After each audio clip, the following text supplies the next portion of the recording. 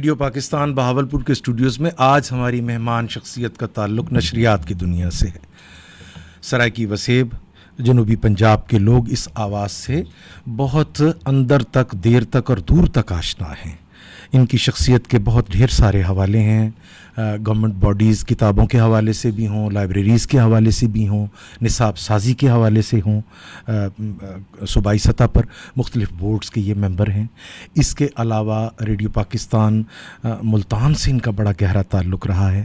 اس کے ساتھ ساتھ radio Pakistan broadcasting corporation کے سابق ڈائریکٹر پروگرامز، سابق ڈائریکٹر جنرل، اور آخری حوالہ ایکڈیمک سطح پر ماس میڈیا کی تعلیم کے حوالے سے پاکستان کی یونیورسٹیز میں مختلف سطح پر ان کا کنٹریبیوشن رہا ہے. میری مراد آپ یقیناً پہچان گئے ہوں گے، جناب خورشید احمد ملک ملتان سے آج بہاولپور کے مہمان ہوئے. ملک صاحب بہت شکریہ، آپ بہاولپور تشریف لائے. بہت بہت شکریہ آپ کا جی. آپ نے مجھے یہ موقع فراہم کیا، ڈاکٹر خالد صاحب نے اور آپ نے اور باقی دوستوں کی محبت کہ اصل میں جی چاہتا ہے جب بھی بہاولپور میں آؤں تو ریڈیو، تو میں جس شہر میں ہم جائیں تو ریڈیو ہمارا گھر ہوتا ہے. بہاولپور آنے والوں سے ہم ضرور یہ پوچھتے ہیں کہ بہاولپور کیسا لگتا ہے. بہاولپور آپ کی زندگی کی ڈائری میں کہاں ہے؟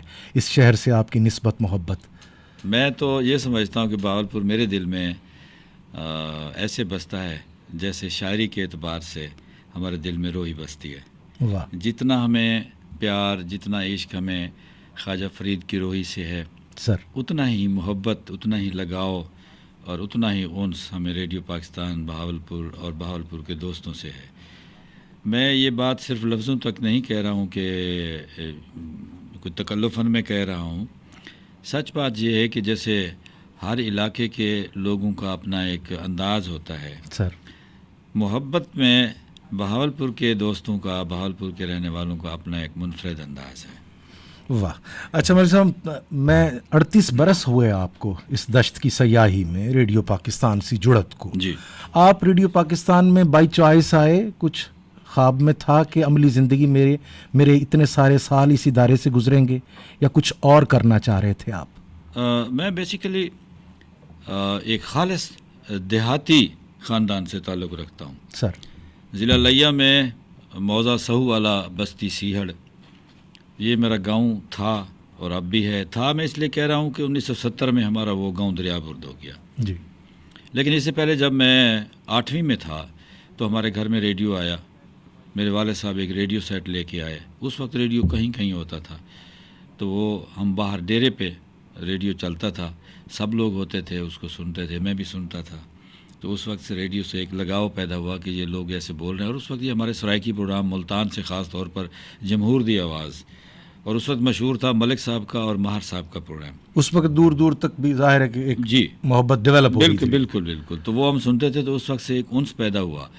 پھر کالج لیول میں ایک دفعہ ملتان آیا تو میں نے وزٹ کیا. جی. اور ملک عزیز الرحمان سے ملاقات ہوئی، انہوں نے مجھے وزٹ کروایا. میں نے اسٹوڈیوز دیکھے کہ یہ کیسے بولتے ہیں، کس طریقے سے ہوتا ہے، ریڈیو اسٹیشن ہوتا کیا ہے. پھر واپس جا کر میں نے دوستوں کو بتایا.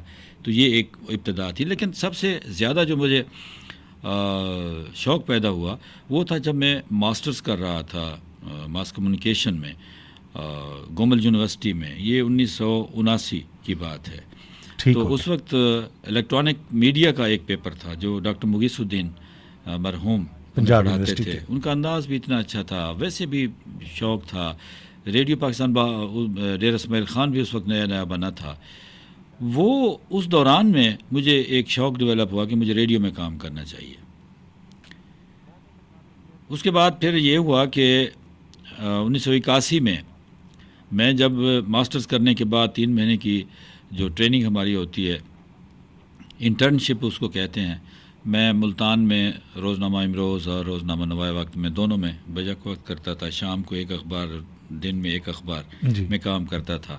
تو اس وقت انٹرویو میں میرا نام آ گیا. اس کے بعد میری سلیکشن ہو گئی. تو میری سلیکشن بیک وقت نوائے وقت میں بھی ہوئی اور ادھر ریڈیو پاکستان میں بطور پروڈیوسر کی بھی ہو گئی. تو میرا چونکہ شوق تھا، میں نے بھاگ کر ریڈیو پاکستان جوائن کر لیا. تو اکیڈمی میں پھر آپ چلے گئے؟ پھر میں اکیڈمی میں چلا گیا. اور میں آپ کو بتاؤں، ریڈیو میرا شوق تھا، مجھے لگاؤ تھا ریڈیو سے. اور میں نے ریڈیو میں 38 سال کام کیا ہے. میں پروڈیوسر ہی رہا، اور میں فخر کرتا ہوں کہ میں اپنے آپ کو اب بھی پروڈیوسر کہتا ہوں. کیونکہ اصل کام پروڈکشن ہے اس میں. صحیح صحیح کہہ رہے ہیں. میرا لگاؤ رہا. میں نے ریڈیو میں جتنا کام کیا میں نے انجوائے کیا. مشکلات ہوتی ہیں ہر ادارے میں, انتظامی مشکلات بھی ہوتی ہیں, پیشہ ورانہ مشکلات بھی ہوتی ہیں, دوستوں کے ساتھ ڈیل کرنے میں بھی مشکلات ہوتی ہیں, اور بہت ساری رکاوٹیں ہوتی ہیں. جتنی رکاوٹیں تھیں وہ میں اس لیے سہ جاتا تھا کہ میرا شوق تھا ریڈیو. جب بھی میں کوئی پروگرام اچھا کر کے باہر نکلتا تھا یا اچھا پروگرام ہو جاتا تھا اور میری تعریف ہوتی تھی تو میری سب جو غصہ ہوتا تھا یا کوئی مایوسی ہوتی تھی تو وہ خوشگوار اس میں بدل جاتی تھی. ملک صاحب بہت میٹھا لہجہ آپ نے پایا, سرائیکی بولنے کے حوالے سے بڑا نام بنایا آپ نے ملتان میں. کس کا حصہ سمجھتے ہیں اس اعزاز میں, اس کنٹریبیوشن میں؟ کیسے لوگ تھے, کیسا ماحول تھا, کس نے بنایا, کس نے تعمیر کیا؟ پتہ نہیں کہ یہ کیا ہوتا ہے انسان کے اندر جو بھی ہوتا ہے, کچھ قدرت کی طرف سے چیزیں ہوتی ہیں جو صلاحیت ہوتی ہے. اب آواز تو تبدیل نہیں ہو سکتی, آواز تو جیسی تھی, انداز بنایا جاتا ہے. میں جب ریڈیو میں آیا تو اس وقت میں شیشے کی دوسری طرف, جیسے ہمارے یہ دوست انجینئر بیٹھے ہیں, میں ان کے ساتھ کھڑا ہو کر تو جو ہمارے اچھے کمپیئر تھے جب وہ پروگرام کرتے تھے میں کھڑے ہو کے سنتا تھا کہ یہ کیسے بات کر رہے ہیں. Listening is learning. یہی بات, ہاں میں یہ اندازہ کرتا تھا کہ یہی بات تو میں کرتا ہوں تو اتنی اٹریکٹیو نہیں ہوتی, جب یہ کرتے ہیں تو اتنی اٹریکٹیو ہو جاتی ہے. بات تو ایک ہی ہے. کوئی اسکرپٹ پڑھ رہا ہو تو اس وقت اسکرپٹ کا زمانہ تھا, اسکرپٹ سے پڑھ رہا ہے لیکن ایسے لگ رہا ہے جیسے خود سے بول رہا ہے. میں تو یہاں سے کھڑے ہو کے دیکھ رہا تھا کہ اسکرپٹ پہ وہ پڑھ رہا ہے. تو ہمیں جو ریڈیو کی ٹریننگ تھی, آپ نے بھی کی ہے ریڈیو میں ٹریننگ, یہی تھا کہ لفظوں کو پیپر سے, کاغذ سے اٹھا کر پڑھیں, ادا کریں, اٹھا کر ادا کریں, وہ لفظ اپنا ہو جائے آپ کا. یہ نہ پتہ چلے کہ کاغذ پہ پڑا ہوا ہے, لفظ لکھا ہوا ہے اور میں پڑھ رہا ہوں, بس کہ اس کی ادائیگی ایسی ہو, لوگ کہیں کہ یہ آپ خود سے بول رہے ہیں. بس یہ سنتے سنتے کو تھوڑا سا ایک اندازہ ہوا. اچھا تو نہیں بول سکے, کچھ بہتر بولے شاید. اب تو بہت چیلنجز ہیں ریڈیو کو, اس میں بعد میں آپ سے بات کروں گا. اس وقت کا ریڈیو کتنا آپ کو اچھا ماحول دیتا تھا کام کرنے کے لیے؟ چیلنجز کیا تھے, مشکلات کیا تھیں, کتنا وقت آپ دیتے بڑی تھے؟ بات یہ ہے کہ اس وقت چیلنجز تھے تو وسائل بھی تھے, سپورٹ بھی تھی, شوق بھی تھا, پروفیشن بھی تھا اور ڈسپلن بھی تھا. کلیگز بھی اچھے اور تھے, کولیگز بھی بڑے کمال کے تھے, سینئرز بھی. میں وہی عرض کر رہا ہوں نا کہ سپورٹ تھی, ہمیں پورا کولیگز پیکج کی, تھا ایک اچھا. کولیگز کی سپورٹ تھی کہ ہر طرف ہمارے جو لوگ بیٹھے تھے وہ ہم سے کئی گنا زیادہ محنت کر کے اس مرتبے پر پہنچے تھے. محنت جو تھی وہ اس وقت کی ضرورت تھی, وہ ایک اس کے بغیر کام نہیں چلتا تھا. مطلب آپ نظر آ جاتے تھے کہ آپ نے محنت نہیں کی اور صبح میٹنگ میں آپ کی کھچائی ہو جاتی تھی. لسنر آپ کی کھچائی کر دیتا تھا کہ آپ کے پروگرام میں یہ غلطی ہوئی ہے, آپ نے یہ تلفظ غلط بولا ہے, آپ نے یہ بات غلط کی ہے. جو بھی غلطی ہوتی تھی وہ صبح ڈیوٹی آفیسر اس کی جو رات کو رپورٹ لکھتا تھا, صبح اس کا محاسبہ ہوتا تھا, میٹنگ کے اندر پوچھا جاتا تھا. یہ چیزیں اس وقت تھیں. دوسری بات یہ تھی کہ شوق تھا اور پروفیشنل سپورٹ بہت زیادہ تھی کہ آپ کو کسی چیز کا علم نہیں ہے, آپ اپنے سینئر پروڈیوسر سے پوچھ لیتے ہیں, آپ سینئر پروڈیوسر ہیں تو آپ پروگرام مینیجر سے پوچھ لیتے ہیں اور وہ آپ کو بتاتے تھے, سکھاتے تھے. اس میں کوئی بخل نہیں تھا, لوگ خوش ہوتے تھے. ملک صاحب, میرے اور میری نسل کے لوگوں کے آپ بھی استاد ہیں, ہم آپ کو بھی اساتذہ میں شمار کرتے ہیں. آپ نے کن سے سیکھا, اگر آج کچھ لوگوں کو آپ یاد کرنا چاہیں کہ آپ کی 38 سالہ براڈ کاسٹنگ کیریئر میں جن کا بڑا وائٹل رول رہا آپ کو بنانے میں؟ دو چیزیں ہیں. سب سے اہم شخص وہ ہوتا ہے جو آپ کو موقع فراہم کرتا ہے, جی, جو آپ کو موقع فراہم کرتا ہے کام کرنے کا کہ آپ سیکھیں. اور دوسرا وہ استاد ہوتا ہے جو آپ کو پریکٹیکلی سکھاتا ہے. میرا سب سے پریکٹیکلی پہلا استاد جو ہے وہ تو مائکروفون ہے, صحیح, جس نے مجھے سکھایا. اور دوسرا میرا سب سے بڑا استاد میرا جو پروگرام مینیجر تھا وہ مجھے سکھاتا تھا. میں نے براڈ کاسٹنگ میں ملک عزیز الرحمان اور ماہر صاحب, شمشیر اظہر ہاشمی اللہ انہیں جنت نصیب کرے, قمر حسین, کیسر نقوی, خالد ملک, یہ وہ لوگ تھے جو اس وقت لیڈ کر رہے تھے بولنے میں. میں انہی کو دوسری طرف شیشے میں کھڑے ہو کر سنتا تھا کہ یہ کیسے بول رہے ہیں. کاغذ ان کے سامنے پڑا ہوا ہے, میں لکھتا ہوں, میں ایسا نہیں بول سکتا, یہ کیسے بولتے ہیں. میں وہ دیکھتا تھا. ملک صاحب ایک آپ کا کریڈٹ جو ہم ہمیشہ کوٹ کرتے ہیں ایگزامپل کے طور پر کہ آپ مائکروفون کو باہر لے گئے, جی اسٹوڈیو میں سے نکال کے لے گئے. اس وقت یہ بڑا چیلنج تھا, اسٹوڈیو بیسڈ پروگرام ہوتے تھے, آپ نے بالکل ہی اس کی ایک سمت نئی رکھی جدت کے ساتھ. یہ تجربہ کیسا رہا؟ بہت کامیاب رہا تجربہ, اور اس کی ایک وجہ یہ تھی کہ جیسے میں نے بتایا آپ کو کہ میں دیہات کا رہنے والا تھا, مجھے دیہات کا پتہ تھا, میں نے بچپن دیہات میں گزارا, مجھے دیہات کی ریت, وہاں کی روایت, وہاں کی تہذیب, وہاں کا رہن سہن, وہاں کی روایات, وہاں کے رواج, وہاں کی خوشی, وہاں کی غمی, وہاں کے میلے, یہ سب چیزیں میرے ایکسپیرینس میں تھیں. میں نے خود ان میں حصہ لیا, ان کا حصہ رہا, اور یہ ساری چیزیں میرے ذہن میں تھیں. کس انداز کی بات وہ پسند کرتا ہے اور اس کو کس بات سے چڑ لگتی ہے, یہ ساری چیزیں میرے ذہن میں تھیں. ایک بات تو یہ. دوسری بات یہ تھی کہ ہم لوگ ایک تھوڑا سا المیہ اس کو کہیں یا ایک غلط فہمی کہیں, جب ہم شہر میں ہوتے ہیں اور شہر میں کوئی کام کرتے ہیں تو ہمیں لگتا ہے کہ جیسے سارا ملک اس طرح شہر ہے. ایسا ہے نہیں. شہر ایک چھوٹی سی کمیونٹی ہے, بہت چھوٹی کمیونٹی ہے. بڑی کمیونٹی دیہات ہے آپ کا, اور بلکہ کہا جاتا ہے کہ آپ جب کسی دوسرے ملک میں جائیں, اگر اس ملک کی ترقی اور اس کے لوگوں کو دیکھنا ہے اور اس کے بارے میں کوئی چیز معلومات لینی ہے تو آپ ان کے دیہات کو وزٹ کریں. شہر تو ایک جیسے ہوتے ہیں, بلند و بالا عمارتیں ہوں گی, بجلی بھی ہوگی, کمکمیں بھی ہوں گے, سٹورز بھی ہوں گے, برانڈز بھی ہوں گے, نئی نئی ایجادات بھی ہوں گی, سب کچھ ہوگا ایک جیسی جگہ پہ. بیجنگ میں بھی وہی چیز ملے گی آپ کو, نیو یارک میں بھی وہی چیز ملے گی, لاہور میں بھی وہ چیزیں مل جائیں گی, اسلام آباد میں بھی مل جائیں گی. جی, لیکن آپ کو دیہات مختلف ملیں گے. امریکہ کا دیہات کیسا ہے, چائنا کا دیہات کیسا ہے, یورپ میں جائیں تو دیہات کیسا ہے, اگر آپ ہندوستان میں جاتے ہیں تو کیسا ہے, پاکستان میں آتے ہیں تو کیسا ہے.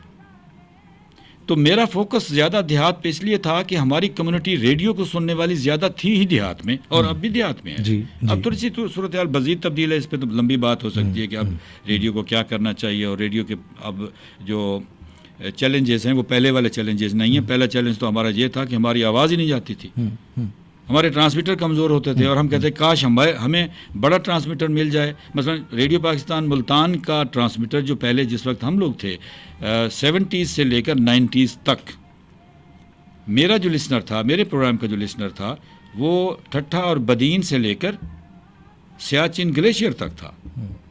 میرا پروگرام جو رو روئی تھال دمان تھا, اور شام کے وقت بھی ہم پروگرام کرتے ہیں جمہوری آواز, ریڈیو میلا ہو, جمہوری آواز ہو, یا رو روئی تھال دمان ہو, اس میں جو آڈینس پارٹیسپیشن آپ نے ایڈ کی, اس نے آپ کو دوسروں سے ممتاز کیا. ہاں جی. تو یہ تجربہ میں جاننا چاہتا تھا, لوگوں کا فیڈ بیک کیسا رہا. آپ خود جب مائکروفون باہر لے کے نکلے, اس نے اس بانڈ کو سامعین کے ساتھ کس حد تک مضبوط کیا, اور آپ نے کتنی سیلیبریشن دیکھی؟ بری صاحب, اصل میں بات یہ ہے کہ لوگ سب سے پہلے اپنی بات سننا چاہتے ہیں. اب میرا آپ انٹرویو کر رہے ہیں, آپ میرا انٹرویو نشر کریں, اور ساتھ ہی ایک دو دوسرے لوگوں کا انٹرویو بھی نشر کریں. مجھ سے بہت بڑی شخصیات ہوں جن کا آپ انٹرویو نشر کریں, تو یہ ایک فطری عمل ہے کہ مجھے اپنا انٹرویو سب سے پہلے پسند آئے گا کہ میں نے کیا بولا, میں وہ سنوں گا. چلے یہ بات بھی بعد میں فیصلہ ہے کہ میں نے اچھا بولا یا برا بولا یا کیسا بولا, لیکن میں سنوں گا پہلے اپنے آپ کو. لوگ بھی سے پہلے اپنی بات سننا چاہتے ہیں, اپنی بستی کی بات, اپنے قبیلے کی بات, اپنے جیسے لوگوں کی بات, اور اپنے کلچر کی بات, اپنے رسم و رواج کی بات, اپنی شاعری سننا چاہتے ہیں. وہ اپنا گیت سننا چاہتے ہیں. وہ یہ نہیں ہے کہ آپ زبردستی ان کو کوئی وہ چیز سنوائیں جو آپ کو پسند ہے. اگر یہ کریں گے تو پھر تو لوگ نہیں سنیں گے, پھر لوگ کسی اور طرف چلے جائیں گے. میں نے کوئی کمال نہیں کیا ہے اس پروگرام میں بھی, جو میرے پروگرام تھے جتنے میں نے کیے ہیں, میں یہی کہتا تھا, مائکروفون کو لے کے لوگوں کے پاس جاتا تھا, بستیوں میں جاتا تھا, ان کو اکٹھا کرتا تھا, انہی کی باتیں, انہی کی جو گفتگو ہے, انہی کے دوہڑے, انہی کی گائی ہوئی کافیاں, انہی کے چھوٹے چھوٹے فنکار, انہی کے مزدور جو سارا دن مزدوری کرتے, ان کی چھوٹی چھوٹی چٹکلے, ان کے مزاحہ, یہ ساری چیزیں, قصہ, کوئی نہ کوئی گیت, کوئی نہ کوئی باقی باتیں, وہاں کی مقامی باتیں, انفارمیشن بھی آپ کیا کرتے ہیں, یہ ساری چیزیں وہی تھیں.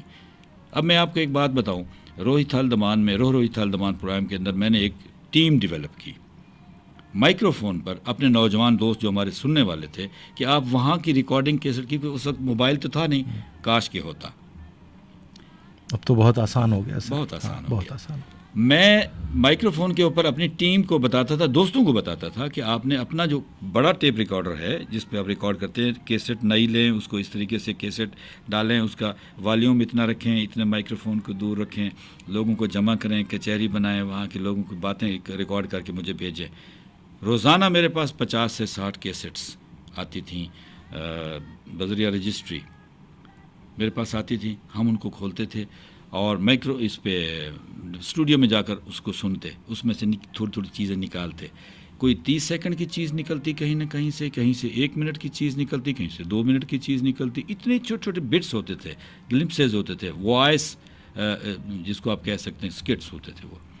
اب وہ ہم چلاتے تھے تو وہ تو لوگوں کو پسند آتے تھے کہ انہی کی بستی کا نام لے رہے ہیں, اسی کی جگہ پر بیٹھا ہوا جو اللہ بخش ہے وہ ہمیں قصہ سنا رہا ہے, وہ ہم میں سے ہے, اور ہم میں سے ہے, اور ریڈیو سے اس کی آواز آ رہی ہے. بستی میں سناتے تو ساری بستی اکٹھی ہو جاتی. Sense of participation develop Sense کیا of participation لوگوں کی. develop. وہ بات اب جو ادھوری رہ گئی کچھ دیر پہلے, آپ نے یونیورسٹیوں میں ریڈیو کا پیپر بھی پڑھایا, جی آپ نے پروڈیوسرز بھی دیے ریڈیو پاکستان کو.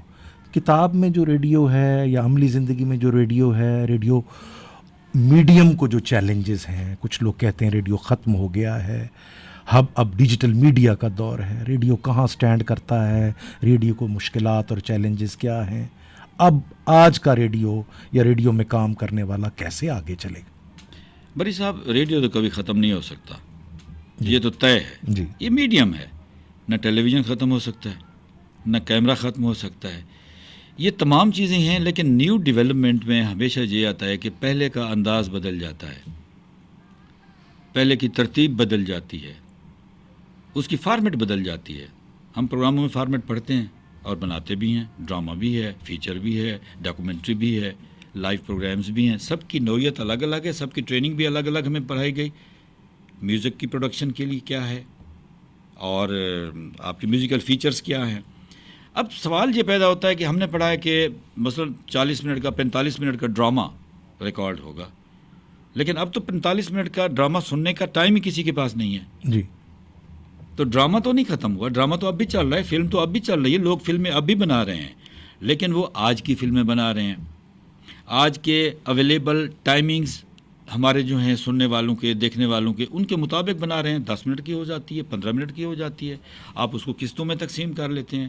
اس طرح پھر یہ ہے کہ اب ہے انفارمیشن کا دور, یہ صدی ہے انفارمیشن کی دور کی صدی ہے. لوگ جاننا چاہتے ہیں پہلے. اب آپ دیکھیں آپ کی شاعری, وہ جو پہلے رومانس کی شاعری تھی وہ کم ہو گئی ہے. اب لوگوں کے اندر ایک بیداری آئی ہے.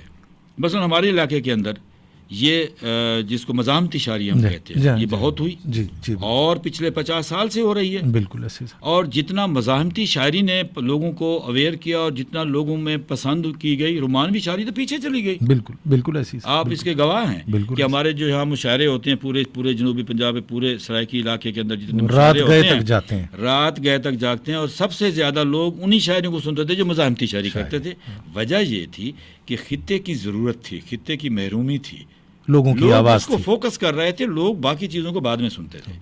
یہی چیز ہے کہ اب فوکس بدل جاتا ہے, آپ کی ریکوائرمنٹ بدل جاتی ہے. برانڈز بھی تو تبدیل ہوتے ہیں نا, کوئی ایک برانڈ تو نہیں رہتا ہمارے پاس. ٹیکنالوجی بھی تو تبدیل ہوتی ہے, لیکن بات کرنا اور بات سننا یہ تو کبھی ختم نہیں ہوگا. سوال یہ پیدا ہوتا ہے کہ آپ نے بات کس انداز میں کی ہے کہ آپ کی کوئی بات سنے. ریڈیو کو بھی یہی چیلنج ہے کہ اب اپنے آپ کو تبدیل کرنا ہوگا. سوشل میڈیا کے دور میں, اب 2015 میں نے ٹریننگ کی تھی ینگون میں, میانمار.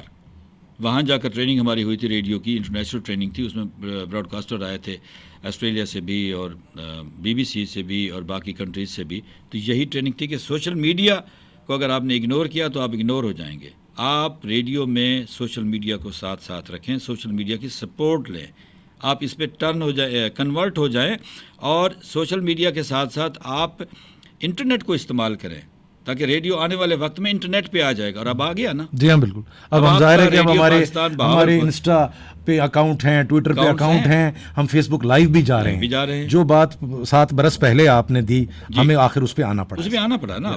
لیکن اب بھی پوری طرح تو ہم لوگ نہیں آئے, ابھی بھی بہت گنجائش ہے سر. یہی میری گزارش تھی, پہلے بھی تھی, اب بھی ہے.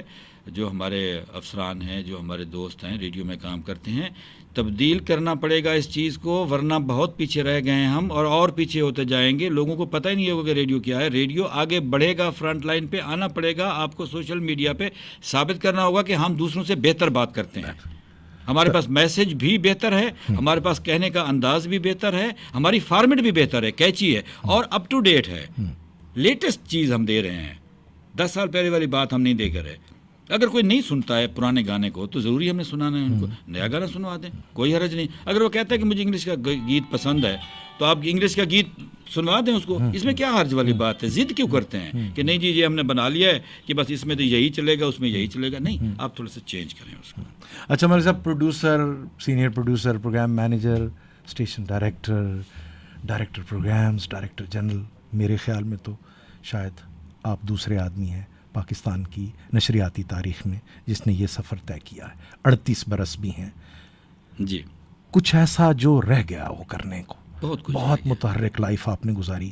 کوئی خواہشیں کچھ ایسا بہت کچھ کیا؟ رہ گیا. سچی پوچھیں آپ. وہ کہتے ہیں کہ ہزاروں خواہشیں ایسی تو ہیں ہی، ہاں، لیکن کچھ ایسا جو بتائیں کہ یار کچھ کر جاتے، کچھ وہ اور ایسا ہے کرتے. کہ جس وقت کام کرنا آیا، اور چونکہ ایگزیکٹو پوسٹیں بھی میرے پاس رہی ہیں پروگرام مینیجر کے بعد، تو آپ ایگزیکٹو میں بھی آ جاتے ہیں نا. جی ہاں سر. پھر آپ کو کام لینا ہوتا ہے، اور وہ بڑا مشکل کام جی ہاں، ہے. بہت مشکل کام ہے سر. کام کرنا آسان ہے، کام لینا جی بڑا جی مشکل ہے. بالکل وہ بڑا صحیح. مشکل ہوتا ہے. پھر پروفیشنل ٹیم کے ساتھ جی ہاں جی ہاں، کام بہت کرنا، مشکل. آؤٹ سائڈ سب سے لینا. مشکل کام یہ ہے سر. اور کیونکہ میں یہ اس میں ہے کہ پھر یہ نہیں ہے کہ کوئی ہم اگر سینئر ہو گئے ہیں تو ہم پروفیشنل بھی بہت بڑے ہیں. ہم سے زیادہ پروفیشنل ہمارے جونیئر دوست ہوتے ہیں، جیسے آپ بیٹھے ہیں. جی ہاں. میں برملا کا ہوں گا، بہت کم لوگ رہ گئے ہیں. ان سے کام لینا اور دوسرے لوگوں سے کام لینا یہ بڑا مشکل ہوتا ہے. یہ چیزیں سیکھتے سیکھتے سیکھتے بندہ سیکھتا ہے. جب سیکھتا ہے تو ریٹائرمنٹ ہو جاتی ہے. اچھا سر، آخری سوال آپ سے. پاکستان کو بھی 75 برس ہو گئے، جی. ریڈیو پاکستان کو بھی 75 برس ہو گئے. ہاں جی. آگے کا ریڈیو پاکستان آپ کیسا دیکھتے ہیں؟ کچھ خوش امید ہیں آنے والے ریڈیو پاکستان سے آنے والے سالوں میں؟ میں بالکل پوری امید ہوں. میں تو آج بھی کہہ رہا ہوں کہ ریڈیو ہی وہ میڈیم ہے جو سروائیو کرے گا. ریڈیو ہے گروپ میڈیم. جی. آپ کام بھی کر رہے ہیں، ریڈیو سن سکتے ہیں. مجھے آپ یہ بتائیں کہ کام کرتے وقت آپ اخبار پڑھ سکتے ہیں، آپ ٹی وی دیکھ سکتے ہیں، آپ سوشل میڈیا دیکھ سکتے ہیں.